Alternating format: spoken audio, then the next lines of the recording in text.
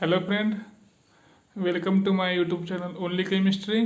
पहा, पाठीमागच्या व्हिडिओमध्ये आपण डिप्रेशन इन फ्रीजिंग पॉईंट हे पाहिलेले. पहा, त्याच्यामध्ये मग जे काही रिलेशन्स असतील रिलेशन्स पाहिले, मॉलर मास ॲब्सोल्यूट पाहिले, त्याच्यानंतर जे काही न्यूमेरिकल्स आहे ते आपण या ठिकाणी पाहिलेलं आहे. पहा, आता आपल्याला काय पाहायचं आहे तर ऑस्मोटिक प्रेशर पाहायचे. पहा, जे काही चार कोलिगेटिव्ह प्रॉपर्टीज आपण पाहतो त्याच्यामध्ये मग वेपर प्रेशर लोअरिंग असेल, त्याच्यानंतर फ्रीजिंग पॉईंट डिप्रेशन असेल, एलिव्हेशन ऑफ बॉइलिंग पॉईंट असेल, या तीन आपण पाहिल्या. आता जी काही लास्ट आहे 4 नंबरची जी काही प्रॉपर्टी असेल ती प्रॉपर्टी आपण या ठिकाणी पाहणार आहे.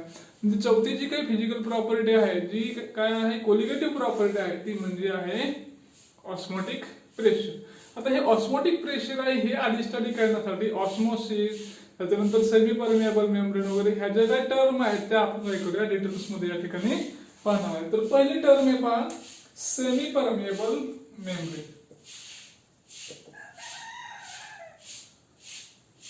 Semi permeable membrane. आता हा एक मेम्ब्रेन आहे आणि कसा आहे तो सेमी परमिएबल म्हणजे अर्धी परमिशन तो देतोय, अर्धी देत नाही. मग जनरली काय करूया आपण सेमी परमिएबल या ठिकाणी पाहू. Semi permeable membrane is a membrane having pores of small size. त्याला काय आहेत स्मॉल साइजचे स्पोर्स त्या ठिकाणी असणार आहेत. and they allow to pass through it only solvent molecule.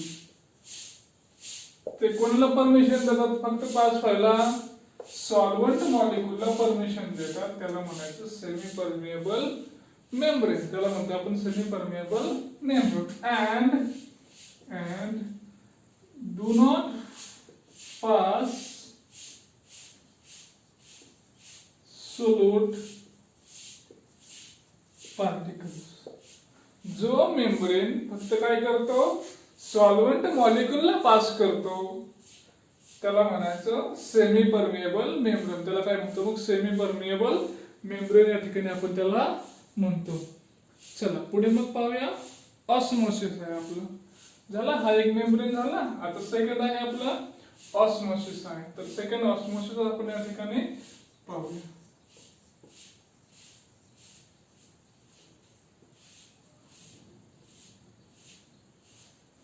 पहा आपण काय केलं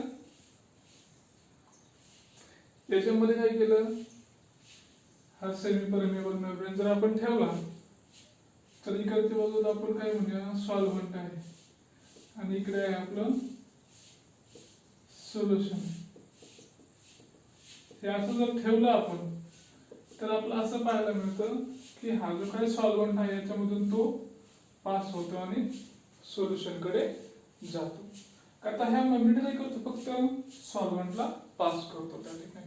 मग सॉल्व्हंटला पास करतो याचा अर्थ काय करतो तो त्याला परमिट करतो. मग त्याचं जे काही कॉन्सन्ट्रेशन आहे ते फ्लो होतं एका ठिकाणाहून त्या मेम्ब्रेन मधून दुसऱ्या बाजूला पास होतं. मग पाहूया आपण osmosis. Osmosis is a unidirectional flow. कसा आहे तो एका डायरेक्शनला होणारा फ्लो आहे. Osmosis is a unidirectional and spontaneous flow of a solvent molecule through a semi permeable membrane. Osmosis काय आहे? इट इज अ युनिडायरेक्शनल आहे, एका डायरेक्शन जाणारा, स्पॉन्टेनियस आहे. तो स्पॉन्टेनियस होतो म्हणजे त्याला कुठलाही प्रेशर वगैरे अप्लाय करायची गरज नाही. Spontaneous and unidirectional flow of solvent molecule through a semi permeable membrane that are called as osmosis. त्याला काय म्हणतो आपण ऑस्मोसिस म्हणतो. अशा प्रकारे हा दोन टर्म आहे पहा सेमी परमिएबल मेम्ब्रेन आणि ऑस्मोसिस आपल्याला या ठिकाणी सांगता येईल. आता ही ऑस्मोसिसची एक डायग्राम आहे. तर डायग्राम काय करूया आपण या ठिकाणी ड्रॉ करूया. पहा ऑस्मोसिसची डायग्राम आहे. पहा आता एक छोटीशी डायग्राम आहे. डायग्राम आपण ड्रॉ करूया. पहा याप्रमाणे आपण दाखवलेला आहे. आणि हा जो काही मधला मेम्ब्रेन असेल हा जो काही मेम्ब्रेन आहे तो आहे semi permeable membrane. Semi permeable membrane आहे. मग काय होतं, हा जो काही सॉल्व्हंट आहे, इकडे या चेंबर मध्ये सॉल्व्हंट आहे, इकडे सोल्युशन आहे. मग या मेम्ब्रेन थ्रू काय होतं, सॉल्व्हंटची पासिंग होते. कुठून? या मेम्ब्रेन थ्रू. कुठे जातं ते? सोल्युशन मध्ये जातं. मग कसं म्हणूया आपण, it is a net and unidirectional flow of solvent through a semi permeable membrane into the solution. आता हे झालं सॉल्व्हंट आणि सोल्युशनच्या बाबतीत. आता जर काय असेल तर दोन सोल्युशन्स जर असतील तर काय होतं पहा, ज्या सोल्युशनचं कॉन्सन्ट्रेशन कमी आहे, सोल्युशन ऑफ लोअर कॉन्सन्ट्रेशन कडून ते काय करतं, सोल्युशन ऑफ हायर कॉन्सन्ट्रेशन कडे जातं पहा. मग या ठिकाणी आपलं थोडं चेंज करता येईल पहा. असं म्हणून या ठिकाणी सोल्युशन ऑफ लोअर कॉन्सन्ट्रेशन, इकडे म्हणूया आपण सोल्युशन ऑफ हायर कॉन्सन्ट्रेशन. आणि इकडून काय होतो, फ्लो होतो. बरोबर, इकडून या ठिकाणी फ्लो होणार आहे. मग कसं म्हणता येईल आपल्याला, osmosis is a spontaneous and unidirectional flow of solvent through a semi-permeable membrane from a solution of lower concentration to the solution of higher concentration. Lower concentration कडून ते higher concentration कडे जर त्याचा फ्लो होत असेल तर त्याला काय म्हणतो आपण, ऑस्मोसिस या ठिकाणी म्हणतो. हे ऑस्मोसिस आपल्याला या ठिकाणी सांगता येईल. अशा प्रकारे छोटीशी डायग्राम मध्ये पहा, ही ऑस्मोसिसची डायग्राम आहे. चला पुढे आहे ऑस्मोटिक प्रेशर. आता जाऊया आपण ऑस्मोटिक प्रेशर कडे. पहा नेक्स्ट आहे आपला आता ऑस्मोटिक प्रेशर आहे. तर पहा एक एक्सपेरिमेंट आहे. हा जनरल जुन्या पुस्तकामध्ये अबेनॉलेट एक्सपेरिमेंट असं म्हणत होते, अबेनॉलेट्स एक्सपेरिमेंट. तर याचं नाव वगैरे काही दिलेलं नाही एक्सपेरिमेंट मध्ये. चला आपण काय करूया, एक्सपेरिमेंट या ठिकाणी पाहूया. पहा हा जो काही एक्सपेरिमेंट आहे तो आपल्याला ऑस्मोटिक प्रेशर कॅल्क्युलेट करण्यासाठी काय करतो, मदत करतो. काय आहे पहा, एक थिस्टल फनेल आहे. पहा एक थिस्टल फनेल आहे आणि या फनेल मध्ये काय केलेलं आहे, याचं जे काही माउथ असेल, या माउथला काय केलेलं आहे, एक सेमी परमेबल मेम्ब्रेन या ठिकाणी बसवलेला आहे. बरोबर. आणि हा जो काही आहे कंटेनर, हा वॉटरचा कंटेनर आहे. आणि याच्यामध्ये काय भरलंय या फनेल मध्ये, तर शुगरचं सोल्युशन या ठिकाणी भरलेलं आहे.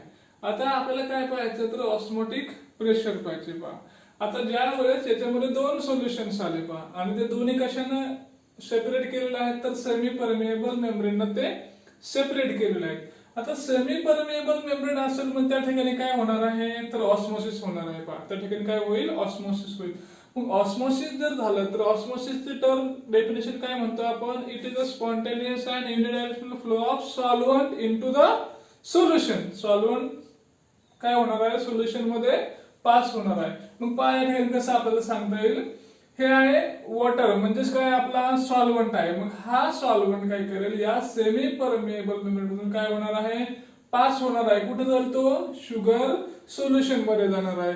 आणि शुगर सोल्युशनची जी काही लेवल असेल ती काय होणार आहे, या ठिकाणी वाढणार असेल. बरोबर. पण त्याच वेळेस काय आहे, तर हे व्हर्टिकल पोझिशन मध्ये केलेलं आहे आपलं आहे सोल्युशन. मग यावर काय असणार आहे, काहीतरी हायड्रोस्टॅटिक प्रेशर त्या ठिकाणी असणार आहे पहा.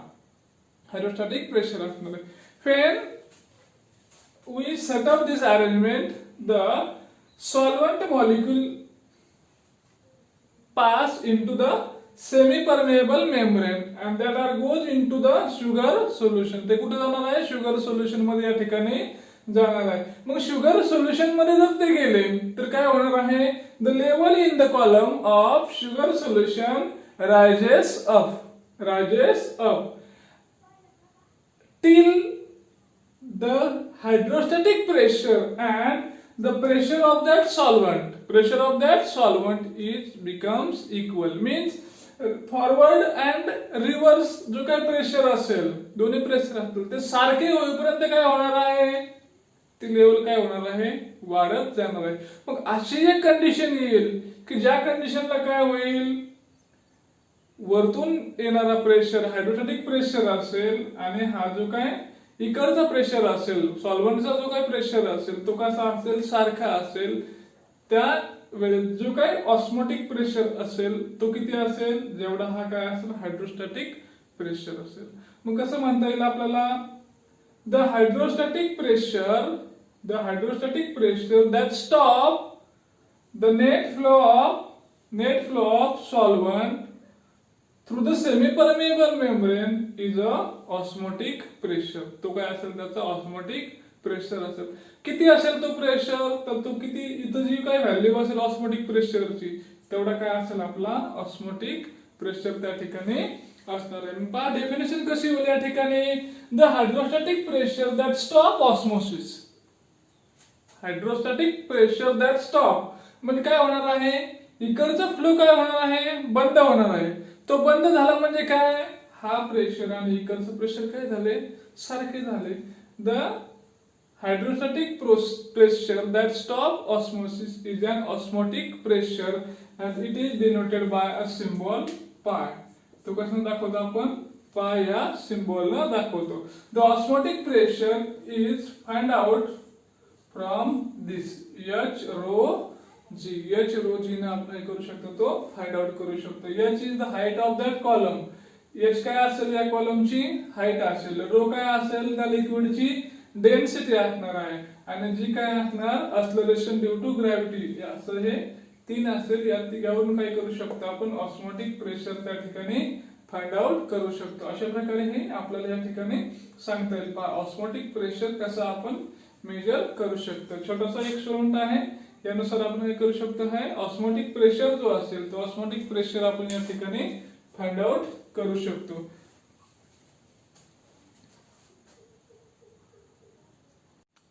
पहा नेक्स्ट आहे आपला isotonic, hypertonic and hypotonic solutions आहेत. पहा ऑस्मोटिक प्रेशर नुसार काय केलेलं आहे, याचे तीन टाइप केलेले आहेत. ऑस्मोटिक प्रेशर नुसार तीन टाइप केले आहेत. तर पहिला आहे पहा आयसोटोनिक असेल. मग आयसोटोनिक सोल्युशन म्हणजे काय, आपण या डिटेल्स मध्ये पाहूया. टू सोल्युशन्स हॅव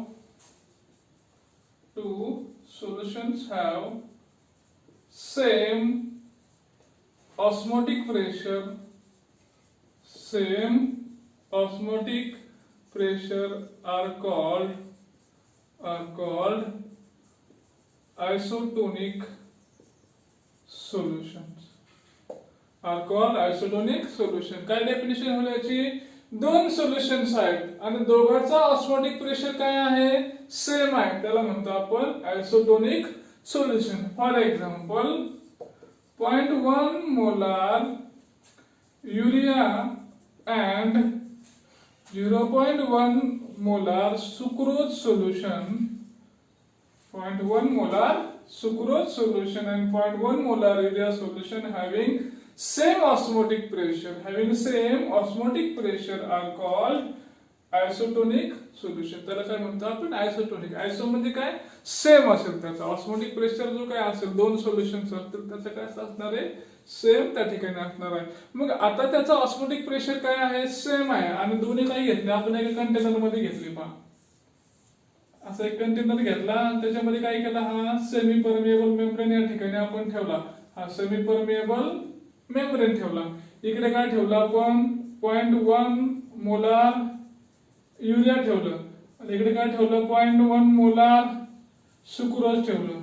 आता दोघांचा ऑस्मोटिक प्रेशर काय आहे, सेम आहे. दोघांचा ऑस्मोटिक प्रेशर सेम आहे म्हणजे इकडून इकडे किंवा इकडून इकडे त्याचा फ्लो होईल का, फ्लो होणार नाही. दे does not flow from that semi permeable membrane. दोघं काय राहतील, आहे त्या ठिकाणी स्थिर राहतील. इकडून इकडे किंवा इकडून इकडे त्या ठिकाणी फ्लो होणार नाही. त्याला म्हणतो आपण आयसोटोनिक सोल्युशन. हे झालं आपलं आयसोटोनिक सोल्युशनच्या बाबतीत. आता नेक्स्ट आहे आपलं पहा पुढे हायपरटोनिक आणि hypotonic solution. If two solutions have unequal osmotic pressure, दोन सोल्युशन आहे, दोघांचा काय आहे, अनइक्वल आहे, ऑस्मोटिक प्रेशर अनइक्वल आहे. पहा आपण पाहूया हायपरटोनिक आणि hypotonic. If two solutions have unequal osmotic pressure, दोन सोल्युशनचा ऑस्मोटिक प्रेशर अनइक्वल असेल तर, two solutions have unequal osmotic pressure, then the flow is take from solution of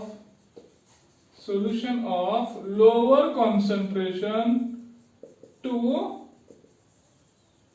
higher concentration. काय होईल, दोन सोल्युशन्स आहेत पण दोघांचा ऑस्मोटिक प्रेशर कसा आहे, वेगळा आहे. अशा वेळेस काय होतं, तर फ्लो पाहायला मिळतो कुठून कुठे, लोअर कॉन्सन्ट्रेशन कडून हायर कॉन्सन्ट्रेशन कडे आपल्याला फ्लो पाहायला मिळतो. त्याच्यामध्येच पुढे जाऊया. द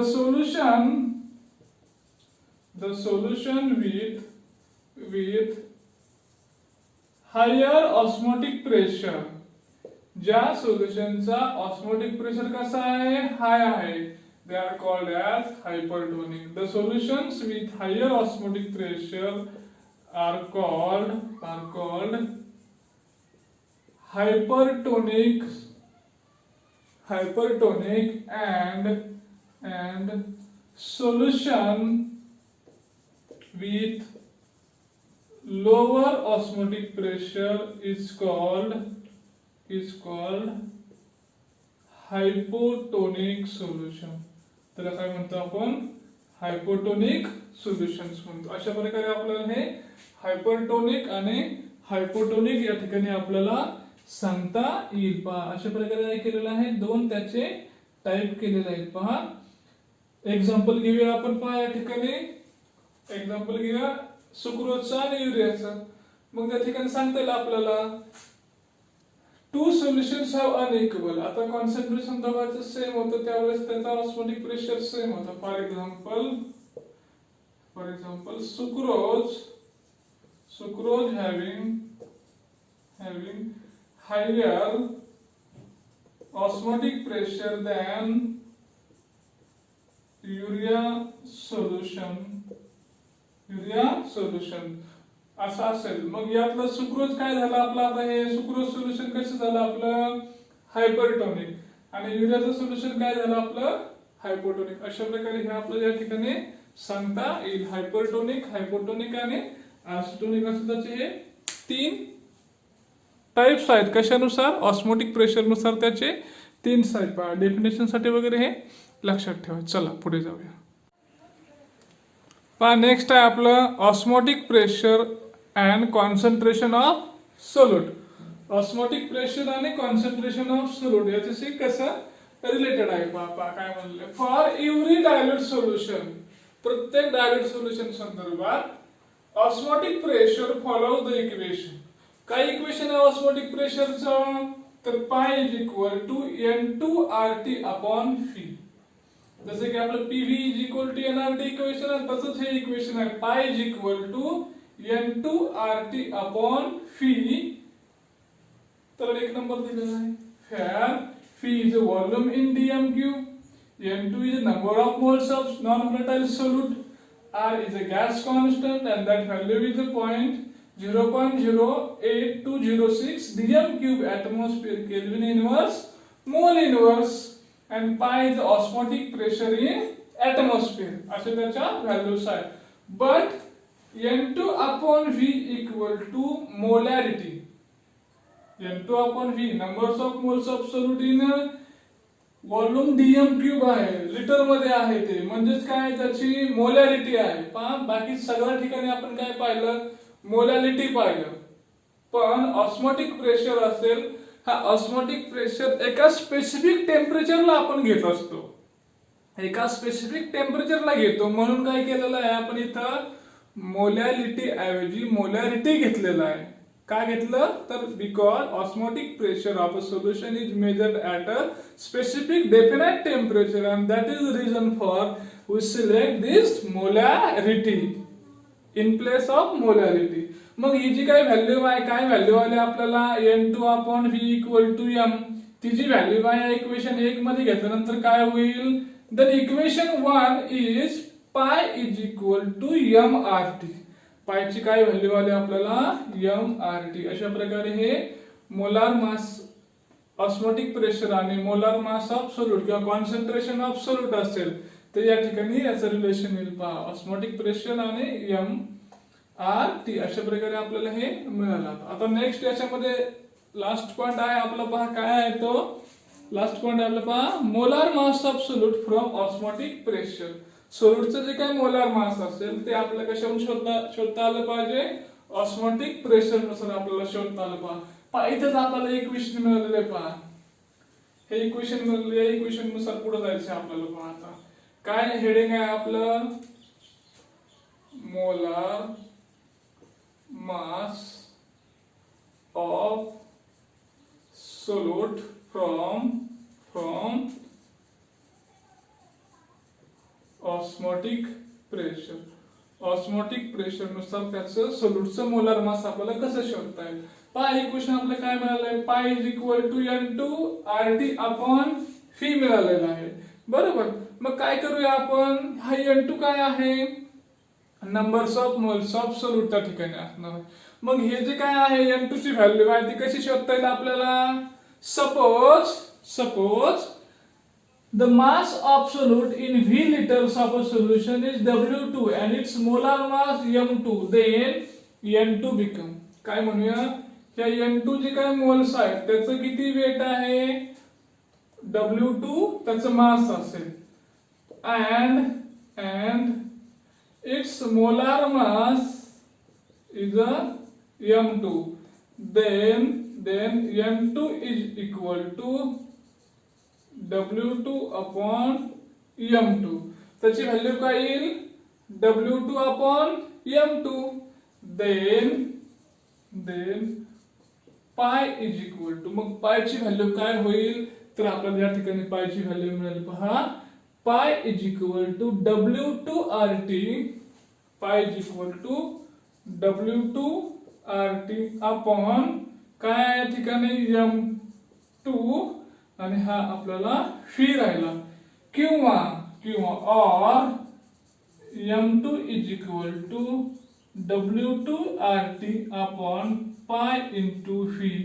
आणि या इक्वेशन नुसार आपण काय करू शकतो, जे काय आपल्याकडे सोल्यूट असेल, नॉन व्होलेटाइल सोल्यूट असेल, याचं जे काय मोलार मास असेल, M2 काय आहे त्याचा मोलार मास असेल, हे M2 आपण या ठिकाणी फाइंड आउट करू शकतो. अशा प्रकारे त्याचा जे काही मोलार मास असेल ते आपल्याला या ठिकाणी शोधता येईल पहा. बाकी सगळ्या व्हॅल्यू जर तुम्हाला दिल्या असतील आणि एखादी व्हॅल्यू कशी असेल, आपले अननोन्स असतील, तर ती अननोन व्हॅल्यू या ठिकाणी आपल्याला निश्चितपणे फाइंड आउट करता या ठिकाणी येईल. अशा प्रकारे हे आपण शोधू शकतो. चला बाकी आपण नेक्स्ट व्हिडिओ मध्ये पाहूया. पहा नेक्स्ट पॉइंट आहे आपला रिव्हर्स ऑस्मोसिस. ऑस्मोसिसच्या अगदी अपोजिट आहे पहा, ऑस्मोसिसच्या अपोजिट रिव्हर्स ऑस्मोसिस. आपण सुरुवातीला पाहिलं ऑस्मोसिस कशाने म्हणतो आपण, osmosis is the unidirectional flow of solvent into the solution through a semi permeable membrane असं आपण पाहतो. द डायरेक्शन ऑफ ऑस्मोसिस, याची जी काय डायरेक्शन आहे इकडून इकडे, the direction of osmosis can be reversed if we apply a pressure that is higher than osmotic pressure. किती pressure आपण त्याच्यावर देऊ शकतो, तर जो काही ऑस्मोटिक प्रेशरचा जो काही प्रेशर असेल त्याच्यापेक्षा हायर प्रेशर अप्लाय करायचा, जेणेकरून काय होईल, त्याचा जो काही फ्लो होईल तो स्टॉप होईल आणि तो रिव्हर्स डायरेक्शन होईल, बरोबर. तर आपण काय करूया, रिव्हर्स ऑस्मोसिसची काय करूया थोडीशी टर्म या ठिकाणी पाहूया पहा. काय केलं आपण आता, if we apply a pressure is excess than this osmotic pressure then a flow of solution, याच्यामधला जो सॉल्व्हंट असेल याची काय होते, मोमेंट होते, त्याची फ्लो होतो आणि तो कुठून होतो, semi permeable membrane. The flow of solvent in a solution through a semi permeable membrane into pure solvent is called reverse osmosis. Is called reverse osmosis. Actually व्हायला काय पाहिजे या ठिकाणी, इकडचा जो सॉल्व्हंट आहे, फ्रेश आहे, वॉटर आहे, सॉल्व्हंट याच्यामधला जो प्युअर असेल तो इकडून इकडे जाईल ऑस्मोसिस मध्ये. पण आपण काय केलं, त्याला रिव्हर्स करतोय. म्हणजे काय केलं आपण, इकडे जो काही पिस्टन असेल त्या पिस्टनच्या साईडने काय केलं आपण, एक्सेस प्रेशर अप्लाय केला आणि याच्यामध्ये जे काही सॉल्व्हंट असेल याचा फ्लो केला कुठून, या सेमी परमिएबल मेम्ब्रेन मधून. त्याला म्हणायचं reverse osmosis. Reverse osmosis can be done when we apply excess pressure than osmotic pressure, then the flow of solvent in a salt solution, ह्या सॉल्वंट आहे कुठलचा सोल्युशन मधला solution that passes from that semi permeable membrane into the pure solvent is called reverse osmosis. For example, when fresh water and salt solution are separated by a semi-permeable membrane and the piston is attached to the salt solution, when we apply a excess pressure than a osmotic pressure, then there is a flow of solvent in a salt solution into the fresh water, and this excess water is outlet from here. अशा प्रकारे आपण reverse osmosis या ठिकाणी सांगू शकतो. हा बरेच plant असतात, त्या प्लांट कंपन्यामध्ये रिव्हर्स ऑस्मोसिस ही जी काय टर्म आहे या ठिकाणी ती वापरली जाते. काय होतं, आपला जो काय रेग्युलर ऑस्मोसिस आहे, या रेग्युलर ऑस्मोसिसच्या अगदी काय करायचं, आपल्याला अपोजिट जायचं. रेग्युलर एकदम त्याच्या अपोजिट जर गेला आपण तर काय करता येईल आपल्याला, त्याचा जो काय फ्लो असेल तो फ्लो आपल्याला रिव्हर्स त्या ठिकाणी करता येऊ शकतो. अशा प्रकारे हे रिव्हर्स ऑस्मोसिस आपल्याला पाहता येईल. चला नेक्स्ट एक न्यूमेरिकल्स आहे याच्यावरती, ते न्यूमेरिकल्स आपण घेऊया. चला न्यूमेरिकल्स आहे पहा आपलं. What is the molar mass of solute? If a solution is prepared by dissolving 0.822 gram of it in 300 ml of water has an osmotic pressure of 149 mm of Hg at 298 Kelvin. असं हा numericals आहे. काय म्हणले आपण details मध्ये अगदी पाहूया. सोल्यूटचा मास दिलेला आहे किती, 0.822 ग्रॅम इन 300 ml. सोल्यूट आणि सॉल्यूट कसं ओळखायचं, ज्याचं कमी प्रमाण असेल ते सोल्यूट आणि ज्याचं जास्त असेल ते सॉल्व्हंट. म्हणजे हे सोल्यूट, हा सॉल्व्हंट. अजून काय दिलंय, osmotic pressure of 149 mm of Hg आणि टेम्परेचर दिलेलं आहे. तर गिवन काय दिलंय आपण त्या ठिकाणी लिहून घेऊया. W2 इक्वल टू 0.822 ग्रॅम हे दिलं आपण. व्हॉल्यूम दिलेलं आहे 300 ml equal to 0.3 dm cube दिलेला आहे. R ची व्हॅल्यू आहे 0.08205 dm cube atmosphere per kelvin per mole. T 298 kelvin. Pi दिलेला आहे 149 mm ऑफ Hg.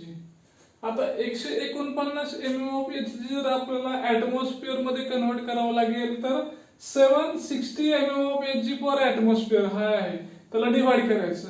किती मिळेल आपल्याला, 0.196 ऍटमॉस्फियर या ठिकाणी मिळालं. आता ज्या काय दिलेल्या व्हॅल्यू असतील त्या काय करायच्या आपल्याला याच्यामध्ये भरायच्या. म्हणजे असं म्हणूया आपण M2 is equal to W2 किती आहे, 0.822 ग्रॅम इंटू R किती आहे, 0.08205 काय पुढे त्याला unit dm cube atmosphere kelvin mole into mole inverse into T किती आहे 298 केल्विन डिवाइडेड बाय पाय किती व्हॅल्यू आली पायची 0.196 ऍटमॉस्फियर. आणि अजून काय राहिलं आपल्याकडे, फी राहिला. फीची value d into 0.3 dm cube. एवढे व्हॅल्यू आपल्याकडे राहिलेलं आहे. आता मग काय करावं लागेल, आता हे आपल्याला व्हॅल्यू त्याच्या शोधावं लागतील. केल्विन जाईल, त्याच्यानंतर ऍटमॉस्फियर जाईल, डीएम क्यूब आहे डीएम क्यूब जाईल, आणि काय राहिलं आपलं ग्रॅम पर मोल राहील, फक्त ग्रॅम पर मोल. आणि हे सगळं जर आपण शोधलं तर याची व्हॅल्यू आहे 342 ग्रॅम पर मोल. M2 equal to 342 gram per मोल. अशा प्रकारे याची जी काही व्हॅल्यूज असेल त्या आपल्याला या ठिकाणी शोधता येतील. एका टर्म मध्ये करून घ्यायचे, जसं की आपण इथे घेतलं पहा व्हॉल्यूम आणि प्रेशर आपण एका युनिट मध्ये करून घेतला. हे जे काय सगळं असेल हे लॉग टेबल तुम्हाला एक्झाम मध्ये अलाउ केलं जाईल. तुम्हाला एक्झाम मध्ये लॉग टेबलच्या सहाय्याने ते सोडत. अशा प्रकारे जे काही न्यूमेरिकल्स असतील ते आपण या ठिकाणी फाइंड आउट करू शकतो. अजून काही न्यूमेरिकल्स असतील त्याचा निश्चितपणे तुम्ही सराव केला तर चांगल्या प्रकारे तुम्हाला हे न्यूमेरिकल्स फाइंड आउट करता येतील. पहा ज्या ज्या काही रिलेशन्स पाहिले आपण 4 कोलिगेटिव्ह प्रॉपर्टीचे अगदी चांगल्यापैकी जर करून ठेवलं तर निश्चितपणे तुम्हाला हे या ठिकाणी सगळे जे काही प्रॉब्लेम्स असतील ते तुम्हाला या ठिकाणी सॉल्व्ह करता येतील. चला बाकी आपण नेक्स्ट व्हिडिओमध्ये पाहूया. Okay, thank you.